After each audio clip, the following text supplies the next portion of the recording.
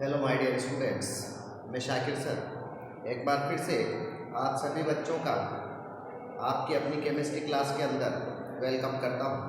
बच्चों, last class में हमने एक new chapter chemical equilibrium start किया था।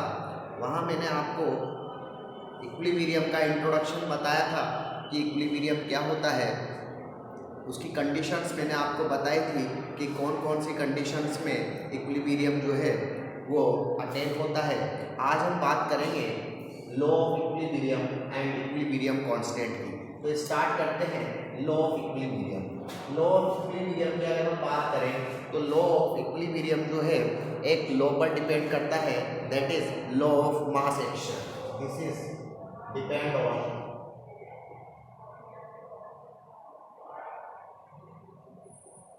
depends upon law of mass action. Law of mass action क्या है? लॉ ऑफ मास एक्शन, इसकी बात हम करते हैं। तो लॉ ऑफ मास एक्शन की अगर हम बात करें तो हम कह सकते हैं ये लॉ बताता है कि किसी रिएक्शन का रेट जो है is directly proportional to the active mass of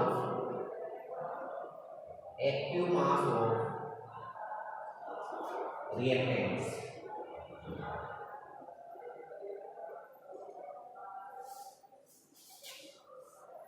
यानी किसी भी रिएक्शन का जो रेट होता है वो उस रिएक्शन में पार्टिसिपेट करने वाले रिएक्टेंट के एक्टिव मास के डायरेक्टली प्रोपोर्शनल टू होता है।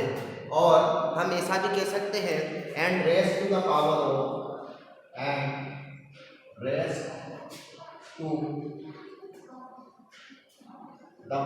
Of their stoichiometric coefficient. इसको हम एक रिएक्शन से समझ सकते हैं। सपोज करो हमारे पास एक रिएक्शन है A plus B, reversible reaction है C प्लस बी। यहाँ हम A के 2 मोल ले लेते हैं और यहाँ C के हम 3 मोल ले लेते हैं। यहाँ इस रिएक्शन का अगर हमें मास action, law of mass action लिखना है तो हम कैसे लिखेंगे? और एक्टिव मास ऑफ रिएक्टेंट तो हम यहाँ एक्चुअल में यहाँ दो रिएक्शन कैरी कर रही हैं। 2A से A B मिलकर C और D का फॉर्मेशन कर रहे हैं, दैट इज फॉरवर्ड रिएक्शन। और फॉरवर्ड रिएक्शन के लिए हम रेट लिखते हैं रेट फॉरवर्ड फॉरवर्ड रिएक्शन। यहाँ C जब स्टार्टिंग में C और D का कंसंट्रेशन 0 है, बाद में जैसे जैसे A B आपस में रिएक्ट करते हैं और C और D का फॉर्मेशन होता जाता है तो C और D का कंसंट्रेशन बढ़ने लगता है। अब C और D मिलकर भी वापस रिएक्टेंट में बदलने लगते हैं। तो यहाँ पर बैकवर्ड रिएक्शन स्टार्ट हो जाता है और बैकवर्ड रिएक्शन का रेट जो है हम RB से लिखते हैं, B for backward, R for rate, यानी रेट फॉर बैकवर्ड रिएक्शन। तो इस रिएक्शन के लिए अगर हमें यहाँ R rate of forward reaction अगर यदि हमें लिखना है तो according to law mass action, law active mass action के अकॉर्डिंग अगर हम इस रिएक्शन का रेट लिखना चाहते हैं तो this is active mass A and this is active mass B and raised to the power of their coefficient, यानी A का पावर 2 B का पावर 1। तो इस तरीके से हम इस रिएक्शन की रेट को जो है लिख सकते हैं। अब हम अगर बैकवर्ड रिएक्शन का रेट लिखना चाहते हैं तो बैकवर्ड रिएक्शन का rate is directly proportional to the active mass of C and active mass of D and raised to the power of their coefficient, यानी C का पावर 3 और D का पावर 1। तो इस तरीके से हम law of active mass action को यूज लेकर किसी भी रिवर्सिबल रिएक्शन का जो है वो रेट लिख सकते हैं। तो हम यहाँ पर रेट लिख देते हैं। अब हम जानते हैं सर ये एक्टिव मास क्या है, तो ये जो हमारे पास एक ब्रैकेट है, इस ब्रैकेट को हम नाम देते हैं active mass. Sir active mass क्या होता है, तो एक्टिव मास जो है वो कि रिएक्शन में जितना रिएक्टेंट जो है वो पार्टिसिपेट कर रहा है उसी को हम उसका एक्टिव मास कहते हैं। भाई ए और बी रिएक्ट करके सी और डी का फॉर्मेशन कर रहे हैं, लेकिन पूरा ए और पूरा बी तो यूज नहीं हो रहा है रिएक्शन के अंदर। रिएक्शन के अंदर तो ए का कुछ जो है फ्रैक्शन और बी का कुछ फ्रैक्शन ही आपस में रिएक्ट कर रहा है, तो जितना फ्रैक्शन ए और बी का आपस में रिएक्ट कर रहा है उसी को हम रिएक्टेंट का एक्टिव मास जो है वो कंसिडर करते हैं। तो एक्टिव मास का मतलब हुआ कितना रिएक्ट कर रहा है, कोई रिएक्टेंट कितना रिएक्ट कर रहा है। बाकी रिमेनिंग रिएक्टेंट से हमें कोई मतलब नहीं होता है, हमें तो एक्टिव मास में उस रिएक्टेंट ने कितना रिएक्ट किया उससे मतलब है, और वही उस रिएक्टेंट का एक्टिव मास कहलाता है। तो यहाँ हम एक्टिव मास को एक बड़े ब्रैकेट के द्वारा जो है शो करते हैं। तो यहाँ हम कह सकते हैं कि अब जैसा कि हम जानते हैं कि एट इक्विलिब्रियम, जब इक्विलिब्रियम की कंडीशन आती है तो हम जानते हैं कि रेट ऑफ फॉरवर्ड रिएक्शन और रेट ऑफ बैकवर्ड रिएक्शन का जो रेट है वो कांस्टेंट हो जाता है, यानी इक्वल हो जाता है। तो एक इक्विलिब्रियम पर हम कह सकते हैं rate of forward reaction is equal to rate of backward reaction. जब हम रेट ऑफ फॉरवर्ड रिएक्शन और रेट ऑफ बैकवर्ड रिएक्शन को इक्विलिब्रियम पर इक्वल कर देते हैं तो हम यहाँ कह सकते हैं, जब हम प्रोपोर्शनलिटी का साइन लगाते हैं तो एक कांस्टेंट लगाया जाता है, that is KF. KF meaning क्या होगा, केएफ का मतलब, के का मतलब है कांस्टेंट फॉर फॉरवर्ड रिएक्शन।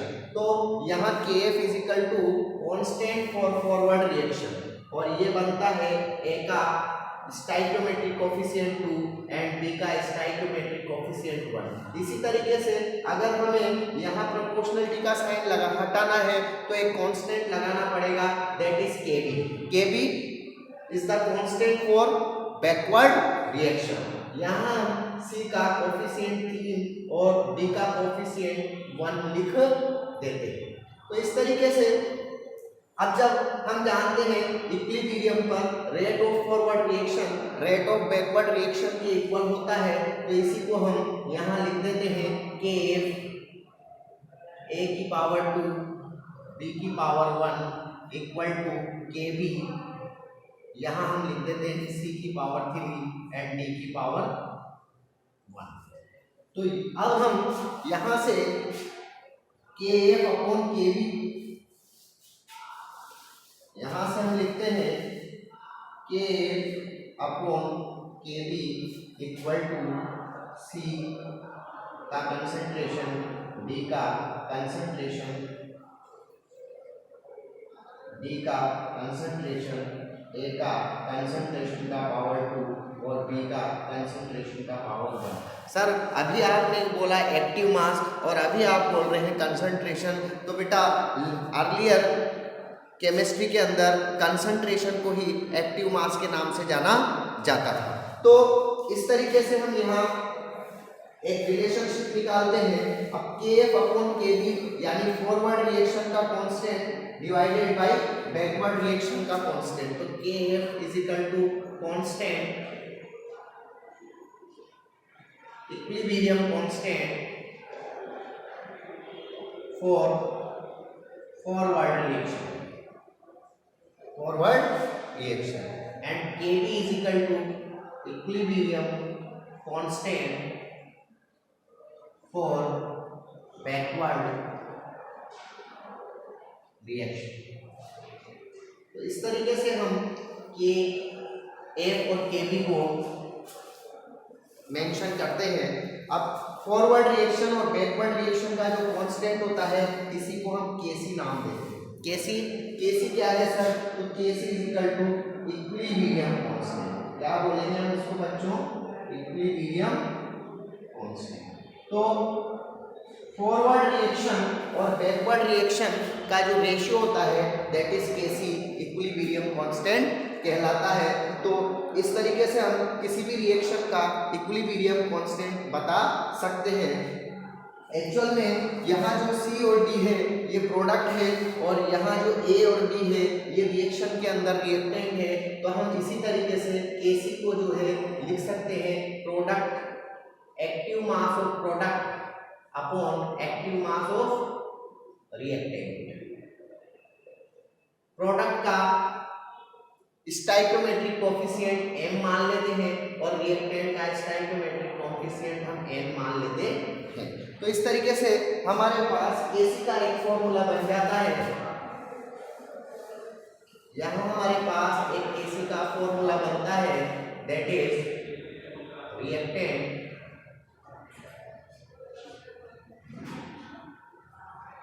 का स्टाइकोमेट्रिक कोफिशिएंट n। तो Kc is equal to product का active mass of product and its stoichiometric coefficient and इसका power of stoichiometric coefficient and reactant active mass of reactant and its stoichiometric coefficient का power n होता है। तो यहाँ हमारे पास Kc is equal to product upon reactant. तो इस तरीके से हम यहाँ पर इक्विलिब्रियम किसी भी रिएक्शन का इक्विलिब्रियम कांस्टेंट जो है इस फॉर्मूले के थ्रू जो है वो निकाल सकते हैं। अब हम बात करते हैं कि सर इक्विलिब्रियम कांस्टेंट क्या होता है। तो अब हम इक्विलिब्रियम कांस्टेंट की बात करें तो क्या डेफिनेशन बनने वाली है इक्विलिब्रियम कांस्टेंट की? तो हम लिख सकते हैं forward reaction, rate of forward reaction और रेट ऑफ फॉरवर्ड रिएक्शन का कांस्टेंट और बैकवर्ड रिएक्शन का जो कांस्टेंट होता है वही हमारे पास इक्विलिब्रियम कांस्टेंट कहलाता है। तो यहाँ हमने इक्विलिब्रियम कांस्टेंट की बात की। अब इक्विलिब्रियम कांस्टेंट हम दो तरीके की रिएक्शंस के लिए निकालते हैं। एक्चुअल में जो इक्विलिब्रियम कांस्टेंट है ये दो तरीके का होता है कांस्टेंट। एक होता है Kc और एक होता है K। Equilibrium constant Kc and Kp। Kc जब कब हम यूज करने वाले हैं किसी भी केमिकल रिएक्शन का Kc के लिए हम Kc कब लिखेंगे और किसी भी केमिकल रिएक्शन के लिए हम कब Kp लिखेंगे, इसलिए इसका हमें मालूम होना चाहिए। तो Kc जब Kc का मतलब है कंसंट्रेशन, C यहाँ पर C means C, what is the meaning of C? C, the meaning of C is concentration। तो यहाँ कंसंट्रेशन अगर हम मोल पर लीटर में लेते हैं यानी कंसंट्रेशन को अगर यदि हम किसी रिएक्शन की में जो पार्टिसिपेट करने वाले रिएक्टेंट है उनकी कंसंट्रेशन मोल पर लीटर में लेते हैं, मोल पर लीटर, तो हम ऐसी रिएक्शन के लिए इक्विलिब्रियम कांस्टेंट Kc लिखते हैं। यानी हम कह सकते हैं Kc is equal to n upon V, number of mole upon पर वॉल्यूम। तो Kc कब लिखा जाएगा बच्चों? जब हम मोलेलिटी की बात करें, क्योंकि मोल पर लीटर क्या होता है बच्चों? मोलेलिटी होती है। तो यहाँ हम अगर कंसंट्रेशन मोलेलिटी में के अंदर हम यूज करते हैं तो हम मोल पर लीटर लेते हैं। तो और ऐसे रिएक्शन के लिए जो इक्विलिब्रियम कांस्टेंट लिखा जाता है वो Kc लिखा जाता है। इसी तरीके से Kp हम कब यूज करेंगे? तो Kp को यूज हम तब करेंगे जब हमारे पास कोई गैसियस रिएक्शन हो। गैसियस रिएक्शंस के लिए जिसके अंदर रिएक्टेंट भी गैस हो और प्रोडक्ट भी गैस हो। तो गैस मॉलिक्यूल्स होने की वजह से हम उस रिएक्शन में उसकी कंसंट्रेशन को Kc में ना लिखकर Kp में लिखते हैं, क्योंकि हम जानते हैं कि गैस की जो कंसंट्रेशन होती है वो उसके प्रेशर पर यानी पार्शियल प्रेशर पर डिपेंड करती है। क्योंकि हमने पढ़ा है PV = nRT और यहाँ P = n/V RT। R और T T टेम्परेचर और R = गैस कांस्टेंट। तो टेम्परेचर और गैस कांस्टेंट जो है वो किसी भी गैस के लिए टेम्परेचर कांस्टेंट देगा आपको, और जो गैस कांस्टेंट है वो तो अपने आप में कांस्टेंट है। तो क्या बचा, P = n/V। तो इसका मतलब है यहाँ पर किसी गैस का प्रेशर जो है वही number of mole upon volume पे डिपेंड करता है। तो इसलिए हम कह सकते हैं कि गैस की जो कंसंट्रेशन है उसको हम प्रेशर के रूप में डिनोट करते हैं। और जब कोई गैसेस रिएक्शन की हम बात करते हैं तो गैसेस रिएक्शन के लिए हम उस इक्विलिब्रियम कांस्टेंट Kc ना लिखकर इक्विलिब्रियम कांस्टेंट Kp लिखते हैं। तो आई थिंक आपको ये चीज़ समझ आई होगी कि गैसेस रिएक्शन के लिए जब भी हम बात करेंगे तो Kc ना लिखकर उसका वैल्यू Kp, उसका इक्विलिब्रियम कांस्टेंट Kc ना लिखकर उसका इक्विलिब्रियम कांस्टेंट Kp लिखा जाएगा। अब हम कुछ यहाँ पर कुछ रिएक्शन के लिए Kp और Kc लिखना देखते हैं कि किस तरीके से हम Kp और Kc का एक्सप्रेशन देते हैं फॉर डिफरेंट गैसेस। तो ले लेते हैं हम, क्वेश्चन है हमारे पास, right the expression of Kc and Kp for different reactions. तो कुछ डिफरेंट रिएक्शंस के लिए हमें Kp और Kc का एक्सप्रेशन कुछ लिखना है। जैसे कि हम यहाँ एक रिएक्शन लेते हैं, नंबर 1, कैल्शियम कार्बोनेट को जब हम हीट करते हैं, this is calcium carbonate is solid. तो ये कैल्शियम ऑक्साइड यानी कैल्शियम ऑक्साइड सॉलिड और कार्बन डाइऑक्साइड में बदल जाता है। आपसे कहा जाता है इस रिएक्शन के लिए आप Kp और Kc लिखिए। तो हम क्या लिखेंगे, Kc = हम जानते हैं Kc क्या लिखते हैं, concentration active mass of product upon active mass of reactant, product का स्टोइकियोमेट्रिक कोफिशिएंट एंड रिएक्टेंट का स्टोइकियोमेट्रिक कोफिशिएंट। तो यहाँ हम इस रिएक्शन के लिए जब Kc लिखेंगे तो Kc क्या लिखा जाएगा बच्चों, Kc जो है हमेशा आपको एक चीज ध्यान रखना है कि सॉलिड का जो एक्टिव मास होता है, एक्टिव मास ऑफ सॉलिड, ये यूनिटी होता है यानी 1 होता है। तो यहाँ कैल्शियम कार्बोनेट भी सॉलिड है और गैस कैल्शियम ऑक्साइड भी सॉलिड है। तो यहाँ हम पहले प्रोडक्ट का कंसंट्रेशन लिखते हैं, this is upon calcium carbonate, this is stoichiometric coefficient 1 1 1, तीनों का एक स्टोइकियोमेट्रिक कोफिशिएंट 1 है। तो हमें स्टोइकियोमेट्रिक कोफिशिएंट लगाने की रिक्वायरमेंट नहीं है। तो अब हम यहाँ पर देखते हैं कि ये भी सॉलिड है, ये भी सॉलिड है, तो इसका मतलब ये और ये नहीं लिखा जाएगा। इस रिएक्शन के लिए Kc का वैल्यू सिर्फ और सिर्फ क्या आने वाला है, Kc = CO2 gas, this is CO2 gas, this is the Kc value of Kc for this reaction. अब आपसे कहा जाता है इसके लिए Kp लिखो।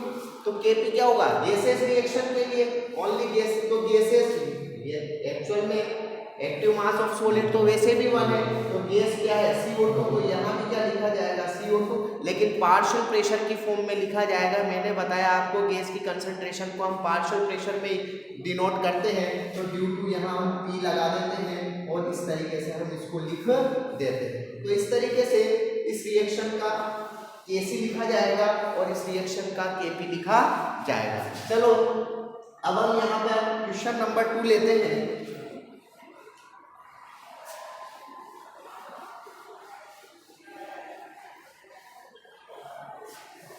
आपसे कहा गया कि यहाँ एक question number 2, H2O liquid change into H2O gas.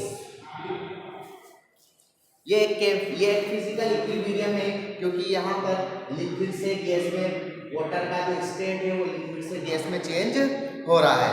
तो यहाँ जब भी स्टेट में चेंज होता है तो वो फिजिकल इक्विलिब्रियम होता है, केमिकल इक्विलिब्रियम नहीं होता है। तो यहाँ हमने एक फिजिकल इक्विलिब्रियम लिया। अब आपसे कहा जाता है इस रिएक्शन के लिए Kc, इस रिएक्शन का आपको Kc और Kp दोनों लिखना है। तो Kc क्या होगा बच्चों? Concentration active mass of product divided by active mass of reactant. Product gas है, कोई समस्या नहीं है, और रिएक्टेंट क्या है? लिक्विड। तो जब भी लिक्विड और गैस सिस्टम होगा तो हमेशा ध्यान रखना है आपको कि लिक्विड का फॉर द सिस्टम ऑफ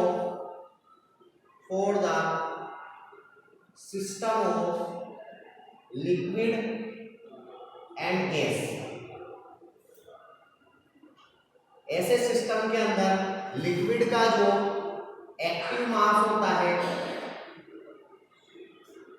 ये भी यूनिटी होता है, यानी 1 होता है। तो यहाँ पर लिक्विड नहीं लिखा जाएगा, केवल गैस लिखा जाएगा। और Kp लिखना है तो Kp को हम प्रेशर की फॉर्म में लिखेंगे H2O, और इस तरीके से हम इसका Kp लिख देंगे। चलो हम एक थर्ड एग्जांपल लेते हैं। This is the third example, copper solid plus 2Ag plus aqueous. यहाँ इक्विलिब्रियम अटेन हो रहा है। इक्विलिब्रियम कॉपर प्लस 2 एक्वस में बनता है एंड 2Ag सॉलिड। यह हमारे पास कोई इक्विलिब्रियम सिस्टम है। आपसे कहा जाता है इस सिस्टम का आपको, इस रिएक्शन का आपको Kc और Kp लिखना है, Kc एंड Kp। Kc हम क्या लिखेंगे? Copper plus 2 aqueous and Ag का कंसंट्रेशन पावर 2। तो ये तो सॉलिड है बेटा, नहीं लिखा जाएगा, ये नहीं लिखा जाएगा, क्योंकि यहाँ सॉलिड है। सॉलिड का हम जानते हैं एक्टिव मास 1 होता है। तो डिवाइडेड बाय, यहाँ हम लिखेंगे इसका प्रोडक्ट का हो गया, रिएक्टेंट का लिखेंगे तो Ag प्लस की पावर 2। तो इस तरीके से इसका Kc लिखा जाएगा। आपको इस रिएक्शन का Kp लिखना है, तो Kp यानी कंसंट्रेशन को हमें पार्शियल प्रेशर की फॉर्म में लिखना है। तो pressure of Cu plus 2 and pressure of Ag की पावर 2। तो इस तरीके से हम इसका Kc और Kp लिख सकते हैं। बट एक्चुअल में ये जो हमने इसका Kp लिखा है ये नहीं होगा। क्यों नहीं होगा सर? क्योंकि ये एक आयनिक रिएक्शन है, और आयनिक रिएक्शन में जब भी हम बात करेंगे Kp की, तो Kp आयंस का जो है, किसी गैस का तो हम प्रेशर जो है डिनोट कर सकते हैं। क्या हम एक्वस का प्रेशर बता सकते हैं? तो एक्वस का प्रेशर यानी किसी भी लिक्विड का प्रेशर, एक्वस का मतलब क्या है? लिक्विड है। और लिक्विड का प्रेशर क्या होगा बेटा? लिक्विड का प्रेशर तो हम क्या मानते हैं? 0। तो इसका मतलब हम इस रिएक्शन के लिए Kp जो है नॉट आइडेंटिफाइड, यानी इस रिएक्शन के लिए हम Kp नहीं लिख सकते। Kp हम इसके लिए आइडेंटिफाई नहीं कर सकते, क्योंकि रिएक्शन के अंदर गैस मिक्सचर नहीं है। दिस इज एक्वस मिक्सचर, और एक्वस मिक्सचर का हम प्रेशर डिनोट नहीं कर सकते। तो आई थिंक आपको ये क्लियर हो गया होगा। अब हम इसके ऊपर एक न्यूमेरिकल ले लेते हैं।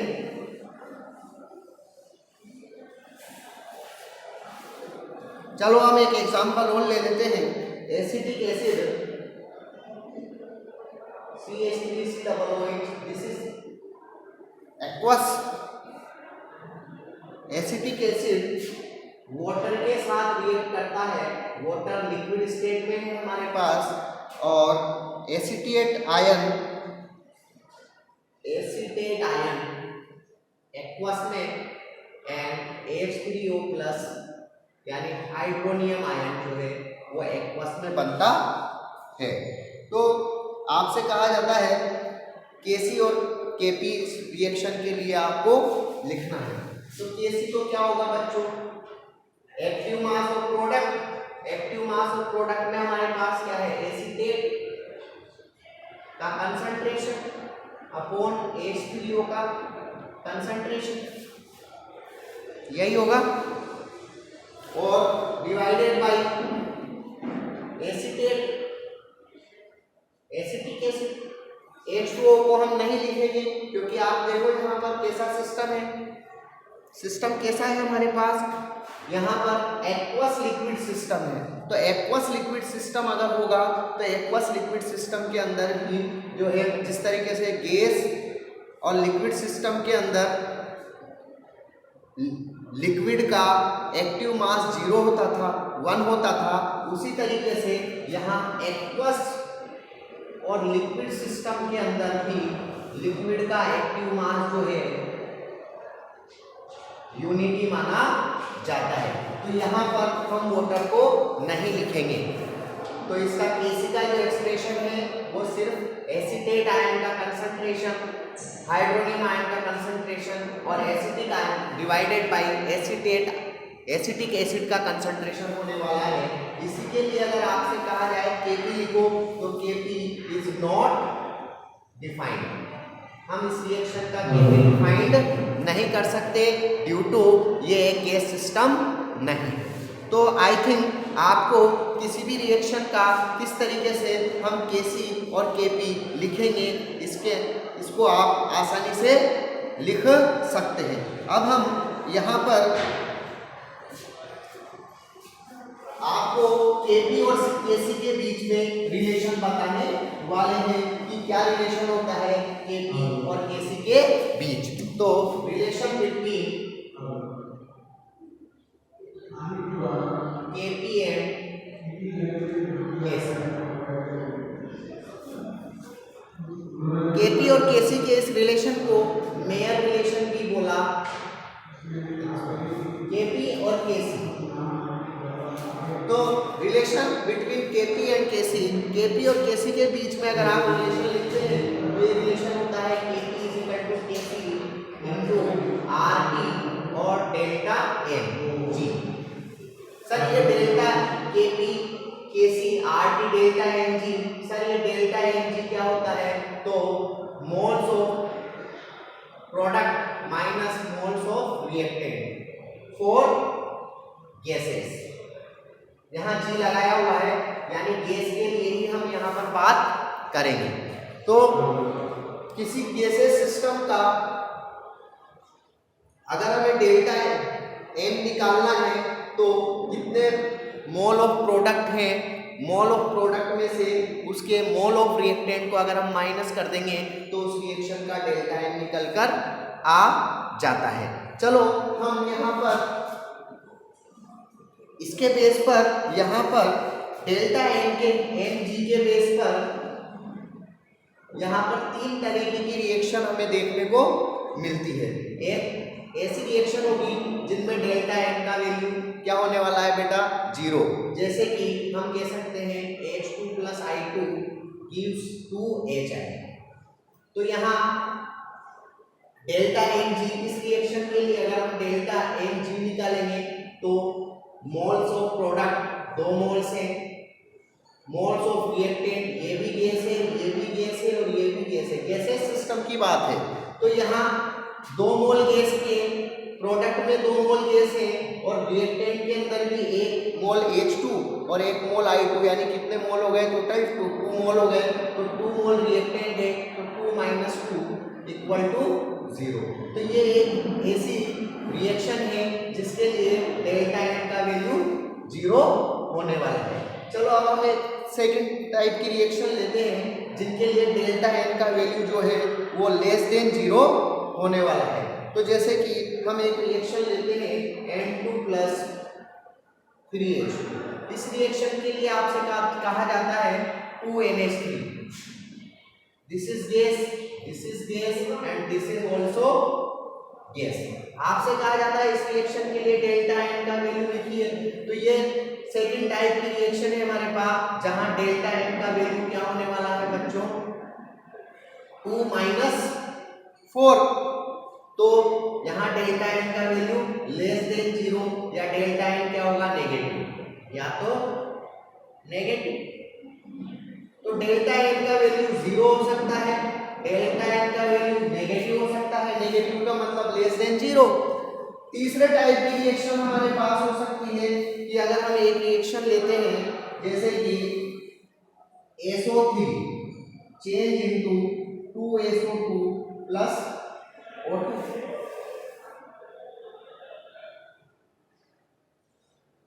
या हम लेते हैं H2 plus I2, H2 plus I2 2HI change into,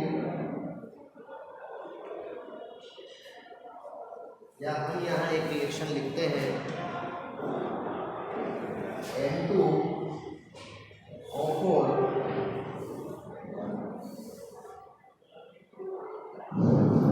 change into 2NO2।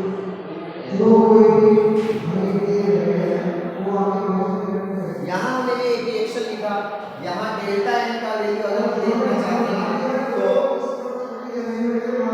Mole of product 2 minus mole of reactant -1, तो कितना आएगा बेटा? वैल्यू किस में आएगी? पॉजिटिव। तो वैल्यू किस में आएगी? यहाँ पॉजिटिव। तो डेल्टा जे का एन का वैल्यू पॉजिटिव होगा, तो यहाँ डेल्टा एन का वैल्यू पॉजिटिव होगा। तो डेल्टा एन की वैल्यू के आधार पे हमारे पास 3 तरीके की रिएक्शन बनती है। एक वो रिएक्शन होती है जिनके लिए डेल्टा एन का वैल्यू 0 होता है, यानी ऐसी रिएक्शन जिसमें रिएक्टेंट और प्रोडक्ट जो है वो सेम नंबर में होते हैं। तो ऐसी रिएक्शन के लिए डेल्टा एन का वैल्यू ऑलवेज 0 होगा। ऐसी रिएक्शन जिसमें रिएक्टेंट प्रोडक्ट का मोल जो है रिएक्टेंट के मोल से कम होता है, तो ऐसी कंडीशन में ऐसी रिएक्शन के लिए डेल्टा एन का वैल्यू ऑलवेज नेगेटिव होगा, यानी 0 से कम होगा। और ऐसी रिएक्शन हो सकती है जिनमें product number of product more than number of reactant, तो ऐसी रिएक्शन के लिए डेल्टा एन का वैल्यू हमेशा पॉजिटिव होगा या greater than delta N greater than 0 होगा।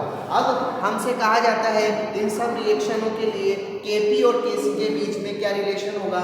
तो अगर हम फर्स्ट रिएक्शन की बात करें तो चूंकि इस रिएक्शन के लिए डेल्टा एन का वैल्यू 0 है, तो यहाँ अगर हम Kp और Kc के बीच में रिलेशन निकालेंगे तो Rt डेल्टा एन की वैल्यू अगर हम यहाँ 0 लिख देंगे तो 0 का मतलब ये किसी भी चीज की पावर अगर हम 0 करते हैं तो उसका मतलब 1 होता है। तो यहाँ Kp = Kc, यानी ये ऐसी रिएक्शन है जिसके लिए Kp और Kc जो है वो इक्वल होता है। अगर हम सेकंड टाइप की रिएक्शन की बात करें तो यहाँ Kp = Kc और Rt यहाँ नेगेटिव होगा। तो डेल्टा एन का वैल्यू अगर हम नेगेटिव ले लें, सपोज करो -1 हो सकता है, -2 हो सकता है। जैसे इस रिएक्शन के लिए अगर हम डेल्टा एन निकालें तो 2 - 4 यानी कितना आएगा? -2। तो ऐसी रिएक्शन के लिए जब Rt की पावर -2 है तो ये डिवाइडेड में चली जाएगी, नीचे डिवाइडेड में चली जाएगी। तो जो भी Kc का वैल्यू होगा वो Rt की वैल्यू से क्या होने वाला है बेटा? डिवाइड होने वाला है। तो इसका मतलब Kc का वैल्यू कम हो जाएगा Kp से। तो हम लिख सकते हैं Kp ग्रेटर देन Kc। इसी तरीके से अगर कुछ रिएक्शन ऐसी होती है जिनमें डेल्टा एन पॉजिटिव हो तो आपसे कहा जाता है ऐसी रिएक्शन के लिए केपी और केसी में क्या रिलेशन होगा, तो केपी इज इक्वल टू केसी और आरटी डेल्टा एन का वैल्यू पॉजिटिव होगा। जैसे इस रिएक्शन के लिए अगर हम देखते हैं तो +1 आएगा तो जो भी आरटी का वैल्यू होगा वो केसी से मल्टीप्लाई होगा, तो ड्यू टू दिस रीजन केसी का वैल्यू जो है वो केपी से बढ़ जाएगा। ऐसी रिएक्शन में हम कह सकते हैं केपी लेस देन होगा केसी से। तो हम इस तरीके से किसी भी रिएक्शन के लिए केपी और केसी का वैल्यू क्या रहने वाला है, वो एक दूसरे के इक्वल रहने वाला है या केपी का वैल्यू केसी से ज़्यादा रहने वाला है, तो या केसी का वैल्यू केपी से ज़्यादा रहने वाला है, इसको मेज़र कर सकते हैं। आइए हम इस पे एक न्यूमेरिकल आपको बताते हैं।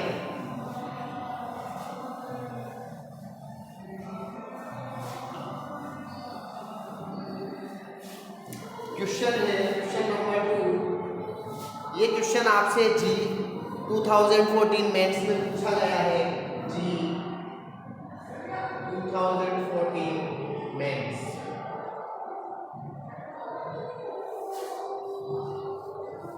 क्वेश्चन है SO2 plus half O2, this is gas change into SO3 gas. आपसे कहा जाता है Kp is equal to Kc और RT की पावर x। यहाँ find the value of x का वैल्यू आपको फाइंड करना है। कैसे फाइंड करेंगे हम x का वैल्यू, तो x का वैल्यू अगर हमें फाइंड करना है तो हम कह सकते हैं कि x का मतलब डेल्टा एम जी और डेल्टा एम जी का मतलब number of reactant mole of product mole of reactant, because this is a gaseous reaction, तो delta M G mole of product 1 minus mole of reactant कितना होगा बेटा 1.5, तो 1.5 2 प्लस 1 3/2, तो यहाँ 3/2 लिखते हैं और 1 माइनस 3/2 2 माइनस 3 यानी -1/2, तो यहाँ कितना आएगा -1/2, तो x का वैल्यू कितना होगा -1/2, बिकॉज x की जगह हम क्या लिखेंगे डेल्टा एन जी, और डेल्टा एन जी हम जानते हैं मोल of product minus mole of reactant. तो इस तरीके से हम जो है x का वैल्यू फाइंड आउट कर सकते हैं। तो आई थिंक आपको आज का एक कॉन्सेप्ट समझ आया होगा। मिलते हैं हम नेक्स्ट क्लास में, इसी टॉपिक को आगे कंटिन्यू करते हैं। Good day.